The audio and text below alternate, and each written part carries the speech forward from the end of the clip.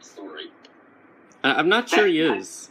At your last Mac Dolan joke. Not only is it disruptive, it's also getting old. Right.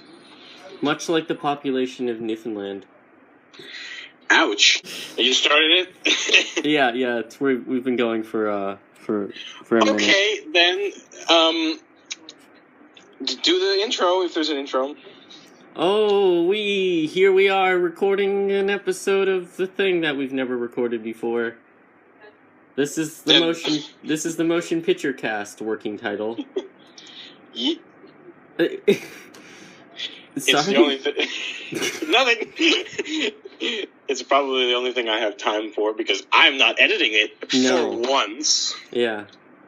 Yeah. So I mean, this is great then. I mean, you could just show up once a month or what have you. Sure, why not? And then we can record this, and you don't have to worry about it. And I'll edit all the guff, like this. Whatever you just air. did there. I did dead air. Oh, I thought you were going to put an edit in or something. No. Okay. I would. I'm not going to edit out that dead air, though, because it was for comedic effect. Yeah. The thing anyway. Go on. I was going to segue into the review. Okay, go on, go.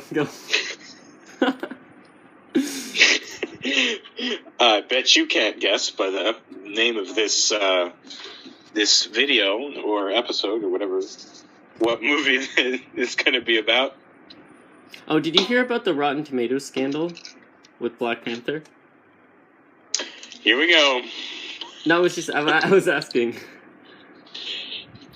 By the way, possibly we're gonna be spoiler free for a few minutes to give our general thoughts, and then after that we'll go into spoilers. So we'll let you know. We'll let you know before we spoil anything and whatnot. So yeah, there was a whole I made a video about it, so I don't want to get into it too much. But essentially, Rotten Tomatoes was was removing reviews of the film that were negative. Because there was this group of DC fanboys on Facebook of all things who were there was this conspiracy on Facebook to just hate on every Disney produced film before it even comes out in theaters, so that they can boost the revenue or the credibility to some capacity of the DC films. That sounds like a bulletproof plan. Yeah. The thing is, though, from what I understand, most of this happened before there were test screenings or anything. So, nobody really saw the film before those reviews went up. So there's no way they could have possibly seen it. Unless they were, editing it. Well then. What'd you like? What'd you like about the film? Oh, we're going to the film now? Okay. Yeah, the film. I just got myself learned. Now it's time to talk about movies. Yeah, so good, bad, and the ugly, Hang on. I'm going to improv a spoilers thing. Yeah. Oh? Beyond this point are rough waters and spoilers. Okay, I mean, that's not the case right now. It is now. We're going into spoilers. Are we? Sure. We didn't really... Okay, should you give the movie a rating first? Because not everybody's going to want to just, listen to a spoiler cast. Okay, fine, ignore that. That bit where I said we'll give our general thoughts on the film before we spoil anything? Remember that? Yeah. I remember that. From 30 seconds ago. I thought you were just going to talk about the tomatoes thing, and you leave it at that. Yeah. All right. All right. Go on. What were your thoughts? No thoughts. Well, first of all. Mm-hmm. As a rating, a metric. Yes. I'd give it 8.5. Right, yeah, see, that's about where I am, too. I really liked the film, yeah, and there was nothing that bugged me about it to make it not, a 10, but like it didn't impact me in the way that like a 9 or a 10 would. Do you know what I mean? Yeah, I know. I didn't have any real problems with the film aside from like nitpicks and like continuity, but yeah, that's it. Yeah, but 8.5 for me as well. 8.5. Okay, if we agree, that's good. Is it though? Because that means there's less discussion now. Well, I mean, there's little bits. Do you want to do the bit now? Okay, fine. I'll do it again. This is A quality stuff. Yeah. Beyond this point, be rough waters and spoilers. Beware. Oh boy. Okay, so yeah. I don't know why that was a pirate. Do you want to start, because I think you had less mental notes than I did, didn't you? Okay, sure. Oh, Michael B. Jordan was Killmonger. I didn't even notice it was him. I don't know who that is. Michael B. Jordan. He's like an actor. Oh. Yeah. You don't say. What a surprise! Who would have expected it, really? What an age we live in. Yeah, he was in that awful Fantastic Four movie, but he actually wasn't bad in that film. Like I don't have a problem with the actors aside from like Ben, the guy who played Ben. But yeah. Anyway, I like Kate Mara. She was in House of Cards. Oh man, I just opened up YouTube and I'm looking at like. What are you looking at? I'm looking at a Black Panther podcast. Are you? You interrupted Pharaoh Sanders. Oh, damn it! Edit that out. Damn it, Bernie! Just edit it out. Okay, I'm gonna spike the audio so I know. Elevation. It's a great record. Edit that out too. And it's by Channel Awesome. You know. Yeah. The nostalgia critic. Yeah. Okay. Somebody wildly more popular than you. By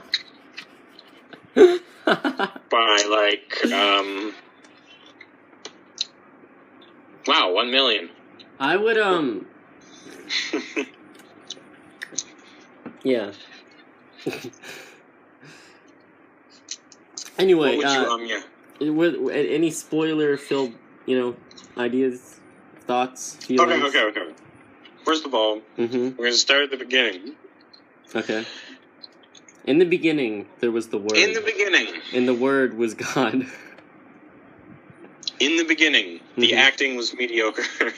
I did not like the acting from the Queen. Listen, there were some strong actors, but I noticed some weak links. That's all I'm gonna say. There were some weak links in the acting. What is department. Yeah. I didn't like the Queen at all. I thought she was a bad actress. She didn't she seemed like she was like first year drama student. She sounded like she wanted to be there, but she didn't sound like she actually knew what she was doing. I didn't have too much of a problem with the Queen. I had a problem with the Black Panther himself. Oh, you had a problem with Chadwick Boseman. Yes. Okay. I thought he didn't emote enough. Yeah. I mean, yes. From just based off this film alone, yeah, I can. I know what you mean. Have you seen him in anything else? Well, I've seen him in Civil War. Oh! I mean, anything? No, I was talking. I was going to make more of a commentary on the character of Black Panther rather than Chadwick. Oh.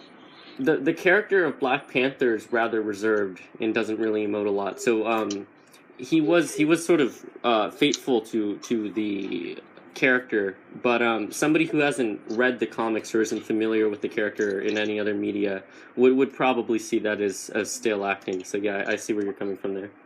Yeah, but not only that, but near the end and some part of the beginning, you could see that he was trying and Right. failing. Right. And even if like oh yeah, even if you- the bit where he was talking to like his ex-girlfriend or whatever at the beginning was odd. You know what I mean? You know when he saves like the van full of girls or whatever? Yeah. Yeah, that was an odd scene. It was rather odd. When he jumps out of when he freezes, I never freeze, and then he freezes. Yeah, but when he freezes, he's got a mask on, so you can't really see his face. See, that's okay. So now that we're on the note of the mask, he takes his mask off too much. Yeah, he does. That's and he doesn't like actively take it off; it just disappears so that we can see his face. Well, he actively takes it off at the beginning of the film. Well, I mean, that's when it's not made of pills. Oh yeah, well we'll get into that. I've got a few concerns about the nanoids. Oh boy. But like in superhero movies and stuff, there's like this big cliche where the actor has to get FaceTime. Like I don't know if they're just not paid as much if they don't get their face in there, or they're like. Well, he appears without the suit enough. Yeah, he appears without the suit for like half the film. So they don't need to take off his face. Yeah, exactly. So I don't. It's really noticeable and annoying. I don't like that at all. Like in the Spider-Man films and stuff too. He's always taking his mask off. So long. Secret identities. Yeah. Well, Black Panther doesn't necessarily have a secret. Yeah, I know, but Spider-Man does. At least not among the people of Wakanda. Yeah, that's the thing, like, he's never concerned about who might be watching, but, I mean, at least Spider-Man has the excuse that his spider sense tells him if there's somebody observing him. Alright, getting off topic. Anyway, yeah, so, drifting into Spider-Man. Do you want to talk about... Oh, yeah, so do you remember those things he dropped on the Jeeps? Yes. Okay, the little EMPs. Yeah, so why didn't he do that on the bridge? It took him like 4 minutes to take down all those vehicles, when he could have just thrown his little EMP things. But the thing is, I don't think they are EMPs, because an EMP wouldn't work on an engine, not a combustion engine like a Jeep would have. So I think they literally absorb the energy like vibranium. Well, I mean, I assume it just drains the battery. Yeah, maybe, yeah, I guess. But there would still be a momentum, wouldn't there? But it seems like they take... Not much. It seems like those little balls or whatever, those little discs, they absorb not only the energy within the mechanics of the vehicle, but they absorb the kinetic energy that's built up by the moving of the vehicle as well as the momentum of the vehicle. The inertia seems to be... I disagree. Those Jeeps crashed into those trees a lot. And each other. What? Not at the beginning they didn't. The cars crashed. At the beginning, yeah. The cars crashed into each other. You talking about like the Jeeps when he falls out of the plane? Yeah. Did they? Like the ones also, they were traveling slowly along rough road. Yeah, I guess so. I don't know. It just seemed it seemed like there wasn't any real in and out with it. Like there was no ease into its states of motion. Okay. I mean, maybe upon rewatch I'll be wrong, but I don't know. It seemed odd to me. But yeah, like why he had those? There's like this is a big problem with sci-fi films, oftentimes, isn't it? Or like superhero films in general. They forget like powers or gadgets they have, because the Black Panther seems to forget that he has these little EMP discs when he's like fighting the cars on the bridge in Korea. Well, that's a fault of storytelling, right? And not hiding that you're simply fixing what's happening so that it can follow a more compelling story. Right, yeah. Like, if the chase scene would have been, like, a minute long, if he just threw the EMP discs and then the truck stopped and then, bam, they got... Yeah, but, like, I would have been equally invested, or I would have been more invested, because I wouldn't be worried about the plot hole. I would have been more invested if he had, like... If he was, swinging off, like, bits of the city and, like, jumping the platform on the bridge and shit, trying to get to the cars, rather than just, like, trying to catch up to them on other cars and throwing spears instead of using his But gadgets. then they couldn't show off the remote piloting thing a lot. They could, I guess they couldn't set it up as well for the next film. But but they could because his girlfriend or his ex-girlfriend and stuff, she could still be pursuing the cars without having to be actively disabling the cars.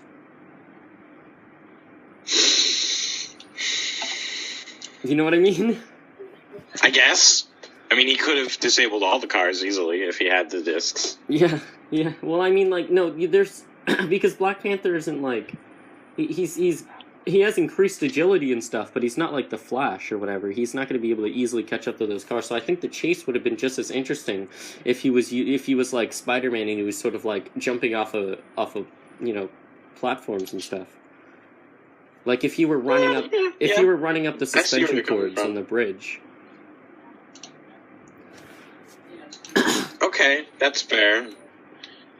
Did you and moving on to the suit, the nanoids and stuff, they're sort of weird, aren't they? Because vibranium, vibranium as well. That's another. So I guess vibranium is like the real problem I have with the film, is because like the vibranium, it doesn't seem to have a set of rules. No, it's magic. It's magic substance. Do you remember Clarke's third law of sci-fi? No, what is it? It's any sufficiently advanced technology is indistinguishable from magic. Okay, that sounds reasonable. Yeah, and that seems to be what the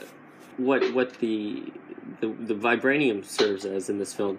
But in the comics and stuff, like the vibranium's obviously a very valuable thing, but it can't do whatever it wants to. You know, it has a set of rules. It has the properties of vibranium are very well established. And so does the film break these rules? It doesn't set them up. But does it break them? No, because there's no consistent limitation. It's like the limitation set by the comics, though. Oh yeah, it breaks the limitation set by the comics. Yeah, it does like magic shit in this, but in the comics, like it can distribute energy, it can absorb energy. It's the second strongest metal next to adamantium, and it's a sufficient power source if need be. Those are essentially the ins and outs of vibranium, right? But in this film, it seems to just be whatever you need to do with it at the time. When Ross got shot in the spine, they just shoved some vibranium in him, and he was like, fine. That's the thing. They take vibranium and they shove it in Martin Freeman's spine, and like it seems to serve as like a new spinal thing. Because like his sister, Black Panther's sister, like pulls up a diagram of his back or whatever, or a hologram of his back. And she sees like the cord, the piece of spinal cord that's been disconnected, and she shoves it in the hole where the piece of spinal cord was. Well, that happens after. What do you mean? It's been shoved in.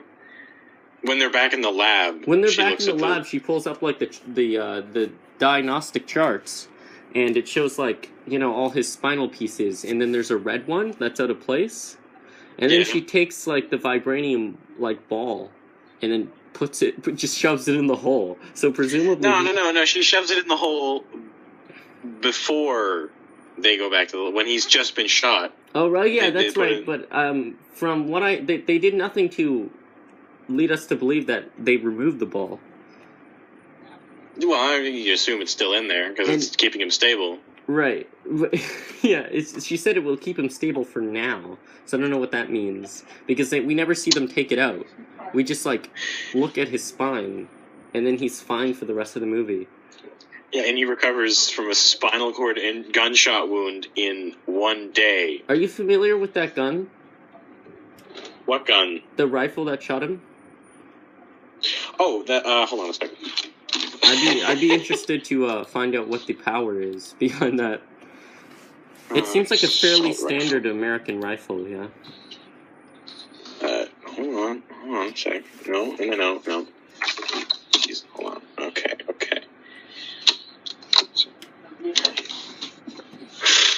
Looking. No. Okay, I don't know exactly what assault rifle it is, but it was definitely chambered in the standard NATO round, which is fairly powerful. That's the 7.62 or something, isn't it? No, 5.56. Really? That's what it says here. That's the standard NATO round? Isn't that the standard NATO round? Wow. Sounds pretty small to me. That's small? That's not small. What do you mean? Is it like 0.5? Hang on. It seemed to be about, like, it was placed closer to their shoulder, and it seemed to extend about 2 feet forward, beyond their hand placement. Or their backhand placement. So I don't know if that, I'm looking. I'll have to, like, maybe cut this out. Yeah, it is 5.56 millimeter. But that's fairly powerful. If you were shot in the spine, it might go further than your spine. Right. It might come out the other side. What is the force exerted by the glass? For every action, there's an equal and opposite reaction. So the force of the bullet was obviously greater than the resistance of the glass. But how much more? Because that would have presumably been some sort of, like, reinforced glass in an interrogation room, I assume. I don't think the bullet that broke the glass hit him. I think it was a bullet that came after. Yeah, after the glass was shattered? Yeah. Yeah, maybe, yeah. But the thing is, it all sort of happened at once. Like, they shot through the glass and kept shooting, and then they, like, all dived around, so I don't know. I couldn't see Martin Freeman at the moment after. Well, I assume the bullet that hit the glass might have, like, changed trajectory, maybe spun away. Right. It's hard to say, really, without, like, having the footage in front of us. Yeah. Anyway, I wish I had the footage. I could easily see what gun. It had an underbarrel grenade launcher, but that doesn't help because you can put those on, like, any assault rifle. Right. Yeah. Well, I mean, the grip on the front of the gun was standard as well, wasn't it? It had an oddly flat top where the iron sights are, and that kind of tipped me off. But I can't identify it from memory. Right. Anyway, moving on from that to something else. So there's sort of a trend with Marvel movies. So I don't know how long. Oh, I guess yeah. Okay, so Spider-Man: Homecoming takes place 2 months after Civil War. Ant-Man and the Wasp appears to happen fairly closely after Civil War as well, and this film happens directly after Civil War, it seems to be, because nobody seemed to know that that T'Chaka had died in Civil War, or at least his ex-girlfriend, who should have known, didn't know until he told her at the beginning of the film. And he was only being deemed, or he was only being what's it called? Not coordinated. As king, like, at the beginning of the film. So it would have had to have been within, like, a week of Civil War. Which is odd, because it means that the end credit scene would have had to happen presumably several months later, or Bucky recovered super quickly. Because the implication was that... Well, once again, he was taken in by people who had access to magic vibranium. Yeah, but, like, it was sort of implied at the end of Civil War that they didn't know how to fix him yet. Apparently they do now. Or it was either implied or right out stated. Yeah, I don't know. His sister seems to be, like, a bit odd as well, doesn't she? Because, so in the comics, like, she is a genius and stuff, but so is T'Challa. But T'Challa's shown no real signs of above average intellect in either film. And she sort of, like, patronizes him by sarcastically calling him genius. So I guess that's, like, a stray from the character there. It seems like maybe there was an overdensity of geniuses in the MCU and they didn't want to, like, make everybody smart. Yeah. Yeah, too many geniuses ruins the soup or whatever. Yeah. Well, because, like... I don't know. I mean, they plan on introducing Reed Richards. They've already got Bruce Banner, Tony Stark, Spider-Man, and like all the evil geniuses and stuff. Uh-huh. So I guess if everybody's smart, it's not a very relatable film, is it? What? Did you just burn everybody? No, I mean for like the general audience, though. You know what I mean? Like. Yeah, I know what you mean. It's still burning everybody. What are you talking about? It's true though. Like you can't. You know, if it's you have to have a ride-along character, or else, like, for most people, like, the sci-fi battle is, like, meaningless, isn't it? Yeah. That's why, ride-along characters like Jubilee were so popular in the X-Men 90s series. Because, she had no idea what the fuck she was doing. So everybody would explain stuff to her, and in turn, the viewer would gain a better understanding of the mythos. Ah, yes. But see, the Avengers team doesn't really have that, because the Avengers consist of like Scott Lang, who has Hank Pym like in his ear all the time, and Hank Pym's like a super genius. Spider-Man, who's a super genius. Iron Man, who's a super genius, the Hulk, who's a super genius, and, like, Captain America, who isn't a genius but understands, like, technobabble, because he's hung around, like, 2 different Starks. That's when you've got Thor. Yeah, but Thor seems to, like, understand technology to some degree as well, because he's an Asgardian, and all their magic, or at least all their societies built on technology also. Because, like, you know, it's, like, in Thor and stuff, they were talking about, like, oh, yeah, no, there's, like, most of it's not magic, it's just, you know, science that you don't understand yet. Yeah. So, so Thor seems to have, like, some understanding of Earthling science. Well, then how do they usually convey it in those movies? Oh, in Thor and stuff. Well, we have, like, stupid little humans that hang around with Thor. Yeah. Okay. And the thing is, you can't use Peter Quill for that, because he's been hanging out in space for the last, like, 30 years. How does that work? What do you mean, with Star-Lord? I mean, no. I'm just wondering how, Earth hasn't made contact with the space people yet. What do you mean? In that... Well, I mean, clearly... The people in the Guardians of the Galaxy know that Earth exists. Why don't they visit more than, like, twice? Oh, like, in the film? Because it's not important to the film. But, like, the characters from Guardians of the Galaxy have been to Earth and stuff. But, like... Yeah, I know. Earth is kind of, like, a scary place for hostile aliens, because, like, the Avengers kicked the Chitauri's ass in 2012. Oh, that's right, yeah.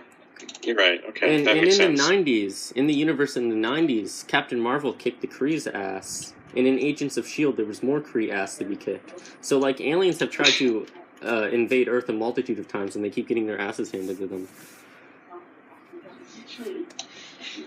Alright. That's cleared up. How about, trying to think now. Oh, the Stan Lee cameo. Ah, yes, that's something. I thought it was okay. What did you have a problem with? No, I thought it was fine. I just, so Stan Lee, because they were looking for Americans, so they're like, oh yeah, let's assume that all the Americans in the casino are, like, part of this sort of dealings. But Stan Lee wasn't, because he's, like, you know, part of, he's an agent of the Watcher, if you saw Guardians 2. But, like, so with Stan Lee... Oh, that's what he was doing there? No. On that planet? No, he's like, recording stuff. But, yeah, he's, like, he's a member of the Watchers Corps or whatever. Do you remember? Oh, I didn't know that. Yeah, when he was, like, reporting for the Watchers and stuff, he was telling them all the events of the previous movies on that little asteroid. Oh, that's what he was doing. Okay. That's why he shows up in every film. It's because he's documenting. That's interesting. I didn't know that. But like, why wasn't Stan Lee arrested or obtained or detained by Martin Freeman and stuff? Because like they were like, oh yeah, look for any Americans you can find, and if they're old men, tackle them. But Stan Lee's fine. No. Just it's fine. Okay, he was a cameo, so he gets plot armor automatically. Right, I guess, yeah. Plot armor. Infinite plot armor. Yeah. It's kind of implied that he dies as well in the Hulk. Did you see the Hulk from 2008? No. Bruce Banner's blood gets like he's working in a third world country. Oh yeah, and Stanley drinks the soda. Yeah, I saw that. It's sort of implied that he dies because he falls backwards and like, oh yeah, poor old man. It was no. He ends up in a hospital. Does he? I remember that. Yeah, he doesn't die. Oh. Really? Because I just watched that film like a week ago and I don't remember a hospital scene. I would have remembered if he died because I remember thinking to myself, well, I mean, they could have just killed that character. I didn't know it was Stan Lee. Oh, did you not?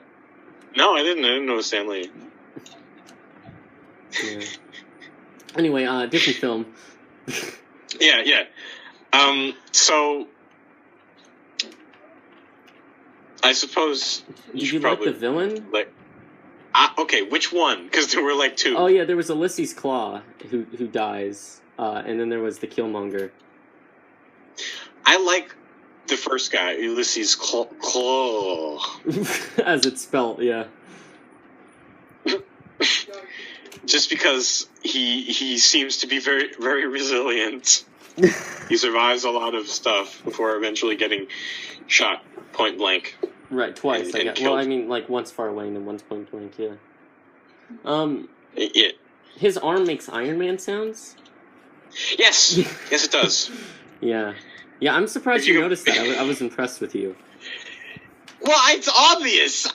There are three Iron Man movies. Yeah, but I didn't know that you had remembered the auditory sounds that. Oh, it's very distinct. It's a distinctive sound, yeah. But it starts as like an Iron Man charge up, which is like a repulsor, and then when it actually blasts out, it's like a sound wave instead. Yeah.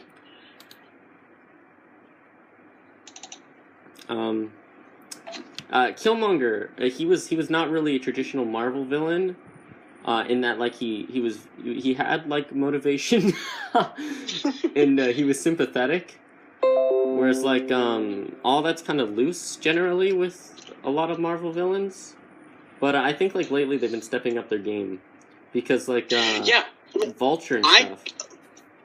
I could see the villain's point of view, and that's good. When you see the villain's point of view, then I was half on board. Something good. I was half on board with Killmonger's. And I was sad at the end when he died. Yeah, I mean, I wasn't.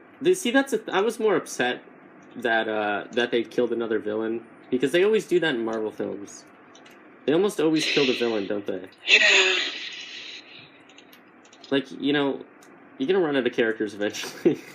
Yeah, it's true. 2 villains died in this movie. Do they still have Victor Von Doom? Well, I mean, the Fantastic Four haven't appeared in the MCU yet. Okay, and they have Galactus. He's still kicking around. Yeah, but like, if like I mean, he's still around, like, because none of the Fantastic Four characters have shown up. But yeah, oh, by the way, Galactus is from the Fantastic Four, so that's why. Yeah.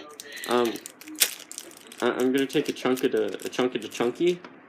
Chunk of the Hershey? Chunk of the Chunky. This is a Kit Kat Chunky. Okay. I still want to write a play for school and have it be, Chunk of the Hershey? Chunk of the... No! The Hershey Chronicles. Yeah, it'll be about Hershey. But that's neither here nor there. Is it her or she? I don't know. Yeah, the villain. Anyway, the Vulture in Spider-Man: Homecoming was a great villain who wasn't killed. But in this film they kill both villains, and I guess they got at least 2 uses out of Ulysses Claw.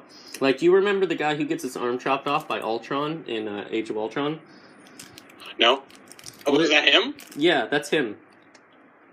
Well, come on. And they killed him after he survived an encounter with Ultron? Well, he was friends with Ultron until, he chopped his arm off. Still! I liked him. He was a good character. He was crazy. And he had an arm cannon. Yeah, and he was fun, wasn't he? He was a fun character. Yeah, and they killed him. Just not, spectacularly. He's shot point-blank range by Killmonger. Right. Just bam, bam. I don't remember Killmonger burning himself after that. Well, he probably did that off screen, The thing is, though, he's sort of out of space, isn't he? Out of space? On his body. Well, there was some room by his neck. Yeah, there was some room by his neck, but I think, he doesn't do that up there because, when he goes out in public and stuff, he has to look fairly normal. But, I guess he's got his legs. If he's trying to be clandestine about it, he's gonna have to, go into genital mutilation at some point. Okay. Maybe he'll find somebody else to burn his symbols on. I don't know. Like Zaz from Batman. You familiar with Zaz? No. He's like this psychopath who he kills people, but every time he kills somebody, he makes tally marks on his body, so he's all covered in tally marks and stuff. And he's got 4 tallies on his forehead, and he's been waiting to cross it off, and he wants to cross it off with Batman. Oh, okay. Yeah. A lot of people want to kill Batman.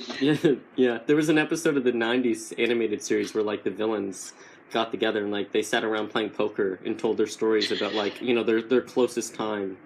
I remember. Batman, yeah. I remember seeing a video on that. Yeah, that was fun. Mm-hmm. But that's DC. Yeah. Sure is. You keep going. You're going to get me started talking about the Batman Telltale game. Oh boy. That I got on PS Plus. Yeah, I mean, if I could buy that game and we could do an episode on that as well at some point. I mean, I guess no, it doesn't work for this show, does it? We're not a gaming channel anymore. I forgot. Motion Picture Cast. Working title. Working title. Yeah. I like the banter between Black Panther and his sister. Yes. I suppose it's time to talk about things that were good. Yes. I like the cinematography. I also like the cinematography. However, Black Panther feels kind of rubbery sometimes. Well, that's just because no human stuntman can pull off the moves, so they had to 3D animate it. Yeah, but so, I imagine they did that for a lot of the Spider-Man scenes as well. But that film looks unrubberized. Sure. I guess that would have had a bigger budget though. I don't know, maybe. I mean, there was one scene that I noticed where Killmonger had just become the king, and all of the people did the little salute in unison. I noticed that instead of getting the actors to do the salute, they just 3D animated them doing the salute. Oh, yeah. Did you notice that? It looked really awkward. No, but now that I think about it, yeah. It was too perfectly synchronized. It just ripped me out of the movie. Anyway, that's a bad thing. I was talking about good things. I think it's what they do is they copy and paste the same. They crop out the background and they copy and paste the same few actors. Yeah. You remember the shot where it was upside down? Yeah. That was symbolic. Maybe. I don't know. I don't how the world's being flipped around or Black Panther's world's being tipped upside down. I don't know. It seemed out of place to me. I liked it. I liked that specific scene where it was upside down. Yeah, I don't know. It seemed odd. Well, I liked it. Okay. Other than that, the budget for Black Panther was $200 million. Oh Yeah. How much did it gross so far? Well, we won't know till tomorrow. Okay. All right. I imagine it's a lot, just like all of the Marvel movies. Yeah, yeah. They make a lot of money. They do. They do. Some more than others. Mm-hmm.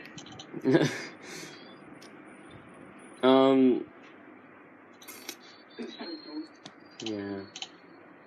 Thor Ragnarok was 180 million.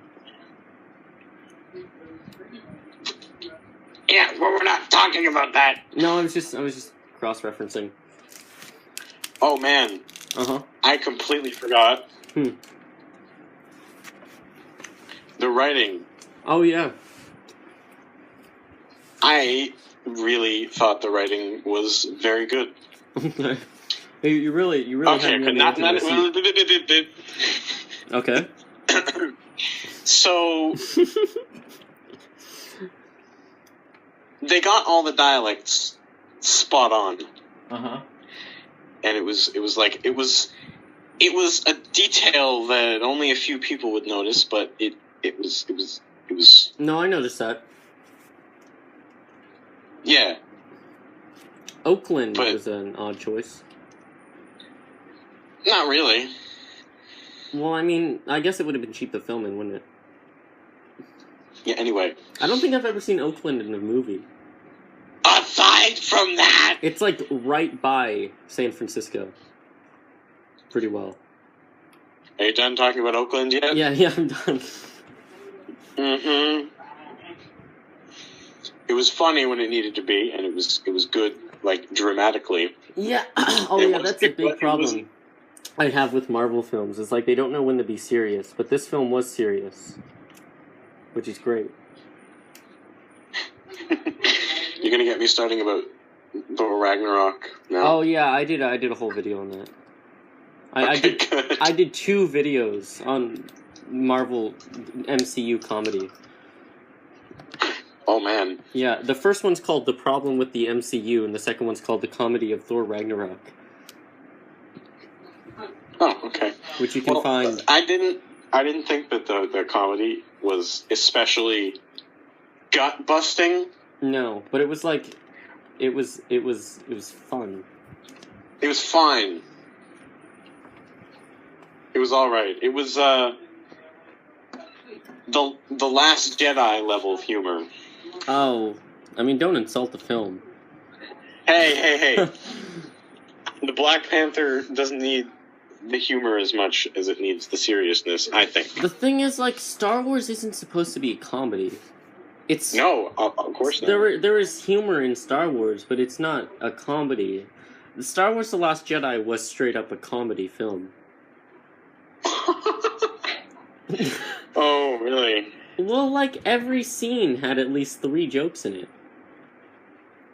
That's true. And it was out of place. And that's why I compared it. It was extraordinarily out of place. Like, Luke Skywalker shouldn't be cracking wise. Like, he's this old Jedi Grandmaster who's, like, cranky and has been alone on an island for 15 years. Why is he... And Yoda makes jokes, too. Yeah, well, Yoda's a funny character inherently, because Yoda was sort of goofing about in Empire as well, wasn't he? I suppose.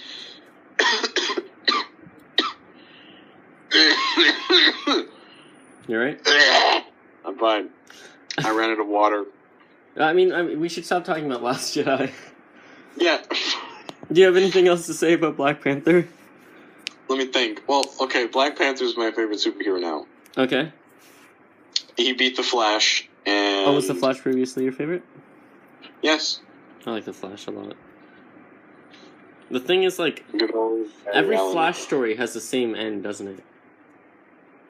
He goes real fast? Yeah, he goes real fast. It's like, oh, you can do it, Barry. You just have to run faster than you've ever run before. And then he's like, no, I can't do it. But then he tries real hard. He tries real hard, and then he does it. Well, that's why I like Black Panther more, because he's a more compelling character. Right. And he's got the weight of more things on his shoulders. Yeah, I mean, he's the king of a country that has magic technology that can fix everything. There's an oxymoron. And he's got to, uphold his principles and all that. Uh-huh. And at the end, he kind of makes known that he's got a bunch of vibranium and it's magic. Yeah, that's all like well and good in Black Panther, but like in the last film, he was just sort of whiny and wanted to kill people. Do you remember his entire motivation was he wanted to kill the Winter Soldier? I do not remember that. Remember when the UN blew up? And, yes, yeah. T'Chaka was killed in the explosion, if you recall, and yeah. Black Panther, he was like, oh, I must fight for my father's, honor or whatever. He was going to avenge his father by killing Bucky, who was framed for the explosion. But at the end of the film, he realizes that he was being a bit of a baby and wasn't really listening to reason. So he's like, all right, Team Cap.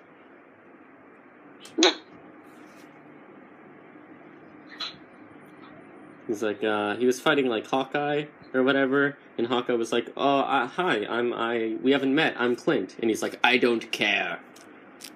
Oh, what is it with Black Panther and cars? Do you notice that? I don't know. In Civil War, he gets around by or he chases Bucky by sitting on top of a car and jumping car to car. That seems to be like his main mode of transportation. There's a lot of scenes in these two films where he's just sitting on a car. Weird coincidence, I guess. Maybe that's why they didn't give him the EMP, so that he could sit on top of a car more. It's in the actor's contract. He needs to be on top of cars. Oh, there was actually one more nitpick I had that I forgot earlier. His sister's laboratory looks different than it did at the end of Civil War. Oh, really? Yeah, it's a different lab. Oh.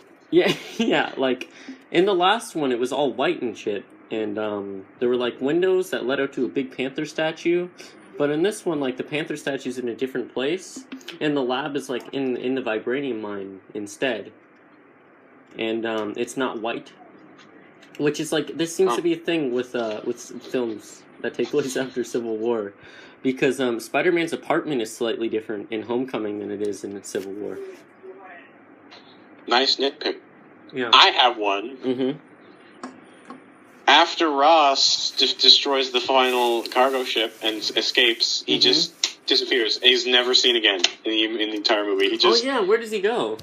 He's seen blowing up, kinda, and we don't know if he's dead or alive, but, he escaped, so we assume he's alive, but he just doesn't show up. Oh yeah, at all. Yeah, he runs out of the room and then the room blows up, and then we don't see him anymore, do we? Yeah, no, he's not even mentioned. Do you remember him from Civil War? That's where he knew Black Panther previously. There was an implied history between them, and that was in Civil War. I don't remember Civil War very well for some reason. Yeah, it seems that way. which is funny because Civil War was your motivation to see this film. Yeah, it was. It was, and I forgot that it was. It's on Netflix. You should rewatch it. It's good. Astonishingly, the budget for Civil War was only $50 million more than this movie, which is crazy when you think about how many superheroes were in Civil War. Yeah, but you don't get paid. You don't determine your budget by how many superheroes. Spider-Man gets a little bit of time, but not much. You determine your budget by how much crap is flying around on the screen. Sure, but not only are they paying for more A-list actors, because Robert Downey Jr. alone costs $50 million. and then you're getting you're getting Jeremy Renner, you're getting RDJ, you're getting Chris Evans and all these folks in the same film, and you have to actually computer generate all of their costumes and stuff. And Paul Rudd's a big name now. And how much did that movie make? Oh, it made a lot. Hold on. I mean, all the Marvel films make a crap ton, but let's see what Civil War made. Civil War made 1.1 billion. Guess that's why. They knew it was going to make that much money. That's an absurd amount of money. Oh yeah, yes it is. Deadpool was made for 58 million, if I recall, and that made like a ton of money also. Deadpool was an impressive film in terms of budget. Mm-hmm. So is that it? Are we done? I might have had one more thing to say. Uh-huh. But I can't remember it now. Sorry.